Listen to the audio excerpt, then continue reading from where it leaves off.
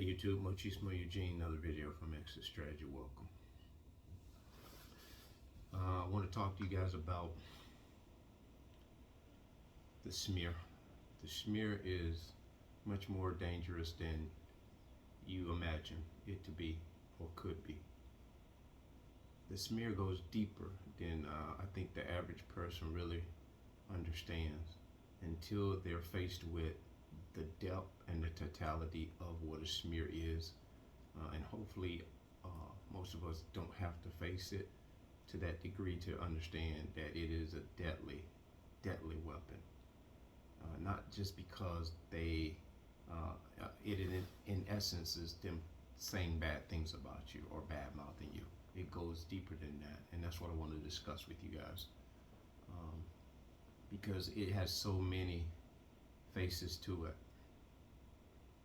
I'm going to speak a little bit from what I've experienced, and I'm going to speak predominantly from a point of view of what I have observed by way of what other people have experienced, comments on here, and some of the stuff that I research by way of documentaries. These are crimes that have happened, and there are crimes that are happening all the time, every day, and they're going to keep happening. Because you got to understand, the smear, the power of the smear is not in the fact that the narcissist is telling it. You want me to tell you where the power of the smear comes in at? The power of the smear comes in with the narrative. The narrative is where the power lies in the smear. And the reason why the power lies there and how the power is garnered is through the hearers.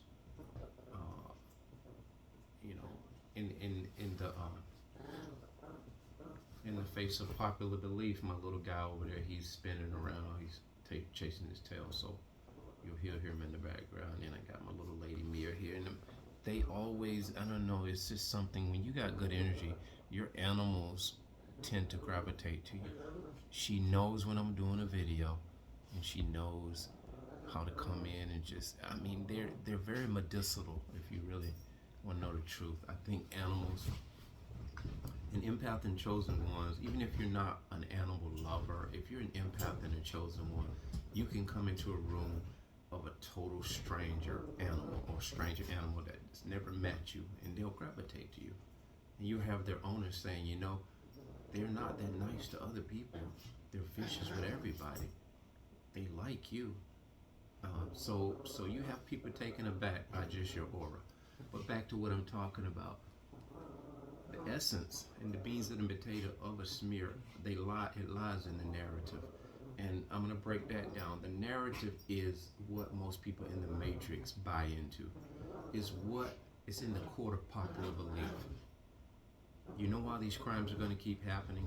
These demonstrative crimes, these demonic crimes, these atrocious crimes, these vicious and violent crimes, where I don't even want to speak of details of how some of these people are excommunicated away from the earth. It's going to keep happening because of the narrative. Smear has a whole lot to do with it, but the messenger of the smear, the carrier of the smear, don't have power in and of themselves. They are only not even masters of the illusion. They have mastered the art of telling people what they already believe. You hear what I said? They tell people what is easy to believe. So the person who they're telling, or the people or the group of people they're telling, whether it's the police, your whole family members, all of your family members, you know, don't you find it very ironic how a narcissist can persuade your whole family to believe you're something you're not, that they know you're not? That's just one case in point and an example. I don't have that issue per se, but I'm sure I have some issues going down that rabbit hole, because people are very much willing to believe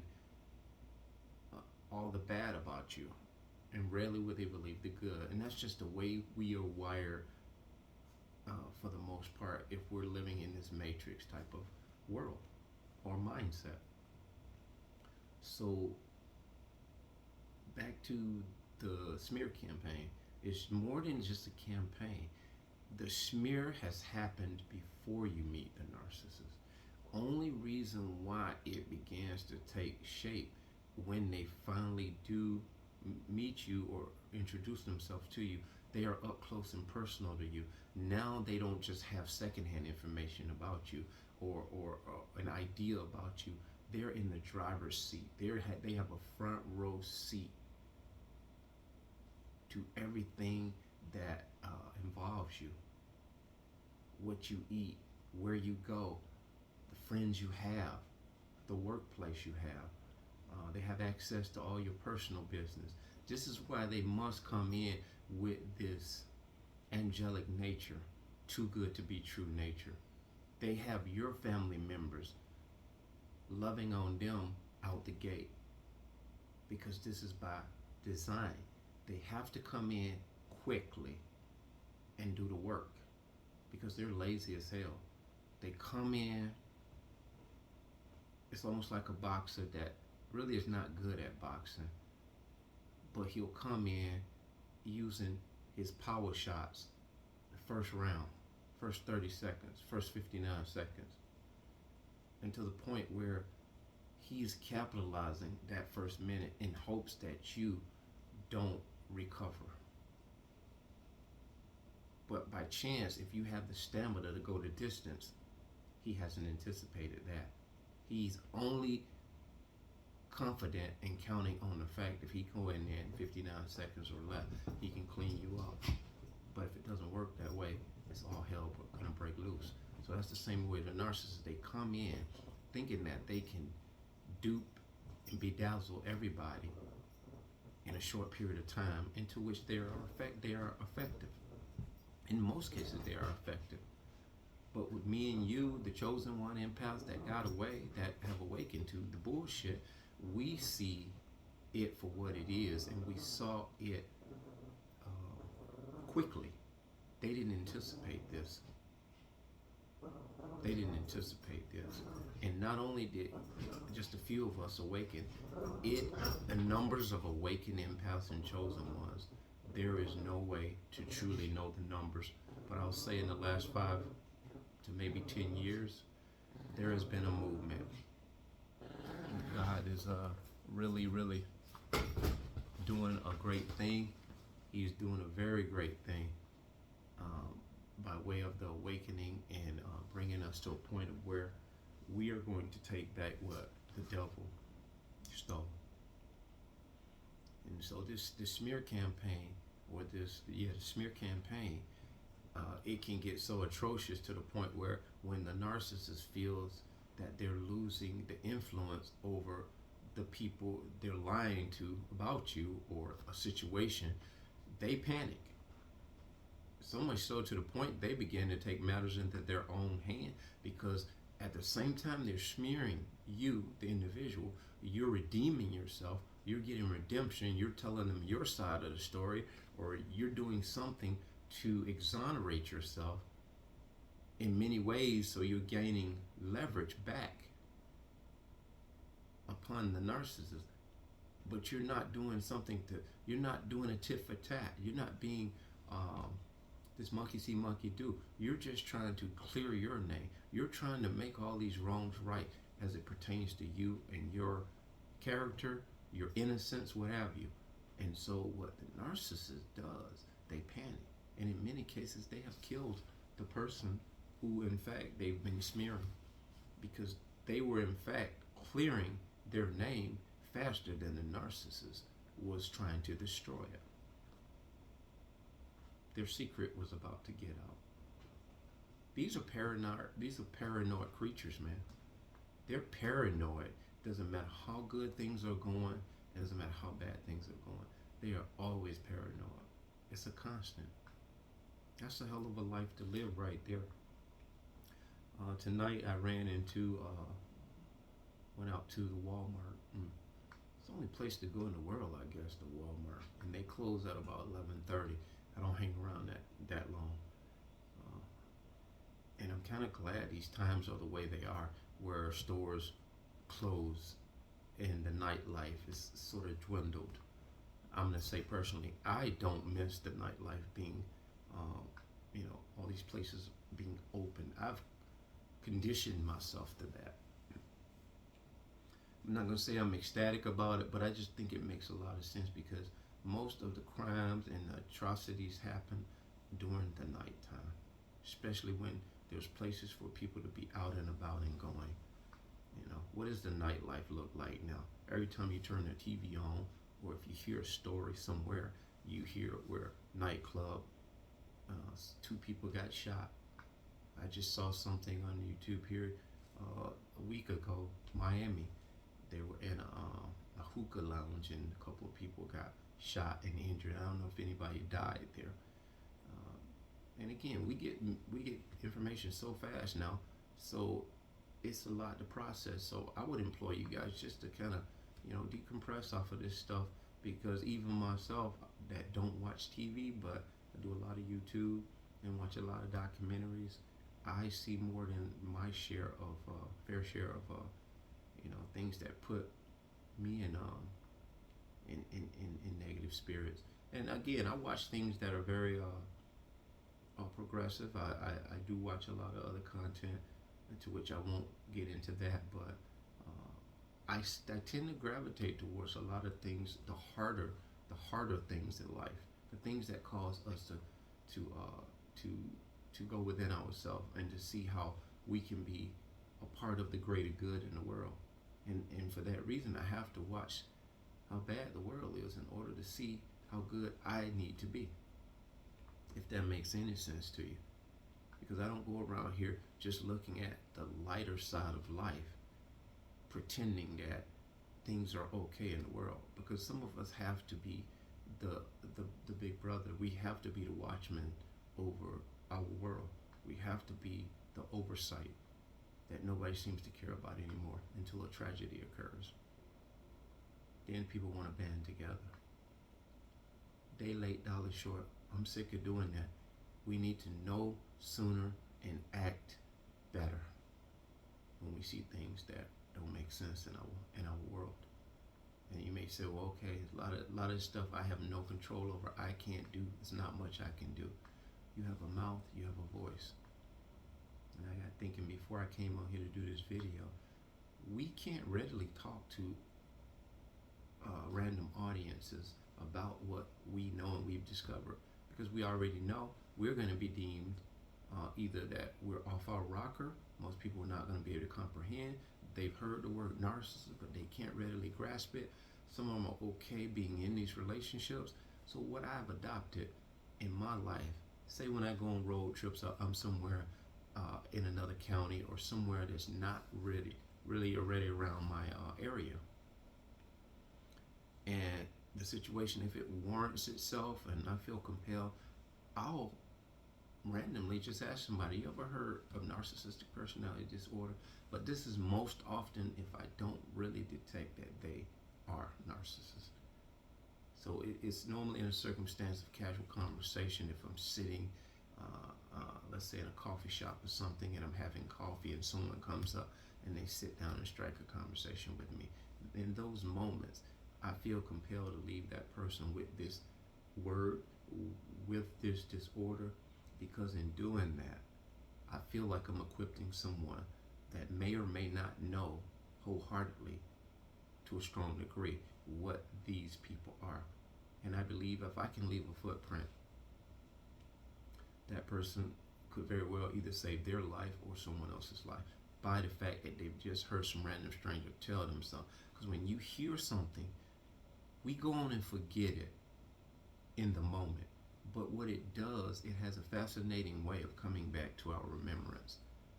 So I really want you guys to understand this. You may say, I don't have anybody that's going to listen to me. If you find a random moment that you can say to someone in plain English about this disorder in just a few words, do that. Do that, because guess what? They may not know what they discover by the way of you telling them, but they may be very, very aware of a circumstance that they're in, and they just have not been able to identify it. I think God is going to allow a lot of us to open our eyes and embrace what this dangerous individual is quicker than we have in the past. We're not going to hang around hoping things get better. I think a lot of us are going to just pull the plug because we know our life, our health, welfare, and the safety of our children depends on it. No do-overs. We're not giving do-overs. We're not ready for a pep talk. We don't want to hear these, and they're all over the internet, these public speakers that give you pep talks. They call them something, motivational speakers. I'm not a motivational speaker. I'm not going to sell you pipe dreams. I'm going to tell you a lot of stuff that came from the depth of where I've gone and where I'm trying to go. Now, if that is a motivation going forward, then I'm that. But I'm not here to just gas people up, because this subject we're talking about is less about gassing people up, but we just want to really, really equip people to understand what we bought into in the past, we're not buying into it anymore, and thereby going on to live a good life for ourselves. So the smear campaign is something we cannot control. We don't have any we don't have any influence in that one way or the other. But as much as we can be the best person we can be, we know that the smear campaign is contingent on the narrative, and that's what the narcissists they pride themselves on. They essentially know that if I go as a woman and claim that someone is domestically abusing me, they know in the world at large that is a hot button topic. They know that topic will get mass attention. It will get instant attention if a woman is believed to be abused, or even if it's not believed. Essentially, law enforcement has to act on this, but not just act on it. They act on it in the way that they've acted on it for 1,000 years. Woman says man is doing abusive stuff to her. Police come in, they either arrest him, question him, give him a lot of papers, restraining orders, stayaways, reframes, this, that, and the other. That is the narrative. That is what has always been the case. But now, going fast forward to 2024, look at some of the stories of where women have, and this is just in particular women. Men can be vindictive too, but far and wide, this is a narrative that works to the benefit of the woman. And you'll get most women that are brutally honest with themselves and are really watching the world for what it is. They will undeniably agree that this power and leverage that a woman has, it has been savagely abused by women with a lot of psychological issues, a lot of women that are scornful, a lot of women that are vindictive, a lot of women are just disturbed, and that's not all women. But if I had to take a quota, I would say over half of these women fall in that category because of the societal norms.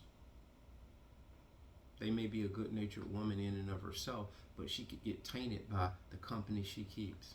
And that's why I form my quota based on that. You know, you can be no good to your damn self, but the company you keep makes you just that much more rotten. If you're just no good to yourself, you have a fair chance to get some get right. But if you're clouded and surrounded by toxic, disturbed, disordered individuals, the narrative is being played on by these people, and they're recruiting you to buy into the narrative. You may not even have that much of an issue with your significant other. It may be something that you can talk out with them. What they do, they incite hostilities in you, so you can run back to your significant other and start a mudslinging fest. They're not out for your good. They're not out for that relationship to be salvaged. And I've found it ironic that a lot of women that are good natured just might be in a rut of sorts where they don't seem to be able to work things out between their significant other, and they go to these toxic women that don't even have a man, by the way. They go to these type of toxic women looking for resolve, and because they're friends and they've been friends, none of their relationships have ever worked out. So this person has found someone that they believe that they can grow with and build with. So anyway, they go to this toxic group of girls or women, asking them to, or just a shoulder to lean on, and they start loading her up with all this, these antidotes, and most of which is, girl, you need to just go out and have some fun, which is / go out and mingle and mangle, and maybe you might catch the eye of another man. That'll fix your problems. Yeah, that will, right? Instead of saying, you know what, I don't know what advice to give you, but I do wish you guys the best. I'm just here to listen. But they'll go right in and tell this woman everything that involves get away from him. Don't deal with him. You need to be single like us. And so you get this kind of stuff, but you can't really blame the toxic friend at the end of the day, because we choose the company we keep. And men, likewise. You can have dudes that you're hanging around that are so bad for you, but because you don't know how to stand for yourself, you don't want to say no, you ain't got no backbone, you end up letting these guys ruin your marriage or your relationship because you're spending more time with them than you are your lady, and they're running guilt trips on you. And if you dare go back home, it's like when we were coming up when I was little, they would call it a man that went home every day to his wife, didn't hang out, didn't frolic around town. They call him henpecked. They would call him henpecked. That means his woman has control over him. No, he just cared more about his woman than he did about all the things that these guys were trying to persuade him of. I want to go back to them times. So that smear campaign is very reliant on the narrative. And the narrative, what are we going to do about the narrative in the world? There's nothing much we can do about the narrative. You have to let the narrative play itself out.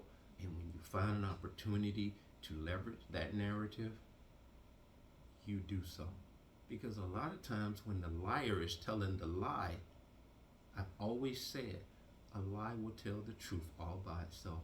Sometimes it lingers, it takes a long time. And I'm speaking by my own life examples.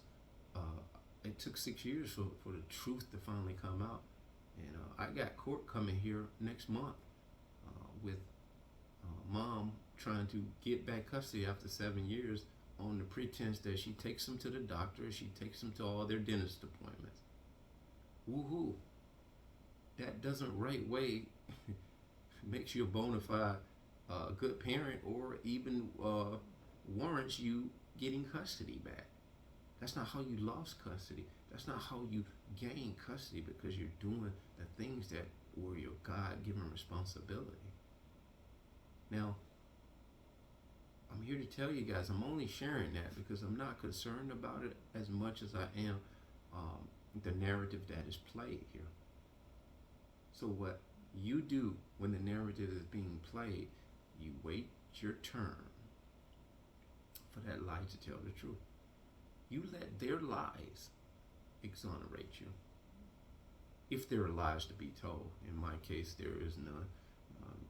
They're just simply asking for pretty much leverage of the kids, because there's money to be had. And anytime you dealing with someone who is disordered, it is nothing. It is never about the human beings that they particularly claim that they're interested in. Be it a sick mom, grandma, they won't leverage because it's all about some kind of financial gain. In almost all the cases, woman kills husband, ends up insurance claim. Husband kills wife, ends up, it was all about greed. It's the oldest trick in the book, but it will never stop. It'll never get better, guys. Only thing is going to get better is the God awakening us so we can take back what the devil has stolen. So he's doing that, and the more we're awakened, the more we need to improve our life and awaken other people, because I think the time is short. And it is really showing, it is telling, very telling. The time is very short.